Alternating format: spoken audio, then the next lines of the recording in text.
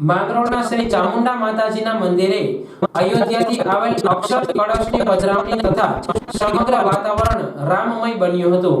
શ્રી રામ જન્મભૂમિ તીર્થ ક્ષેત્ર અક્ષત મહાઅભિયાનને લઈ અયોધ્યા શ્રી રામ મંદિર પ્રાણ પ્રતિષ્ઠા મહામહોત્સવના આમંત્રણ સમા પૂજિત અક્ષત કળશનું દરેક મંદિરોમાં પધરામણી કરવામાં આવી રહી છે।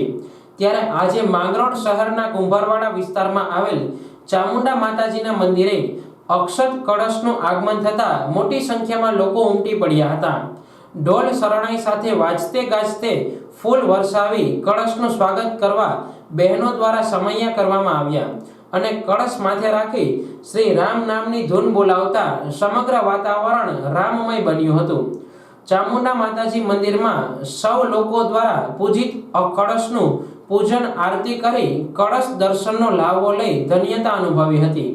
આ અવસરે માંગરોળ વિશ્વ હિન્દુ પરિષદ બજરંગ દળના હોદ્દેદારો દ્વારા શ્રી રામ જન્મભૂમિ તીર્થ ક્ષેત્ર અક્ષત મહાઅભિયાન વિશે તેમજ અન્ય કાર્યક્રમો વિશે ઉપસ્થિત લોકોને માહિતી પૂરી પાડી હતી।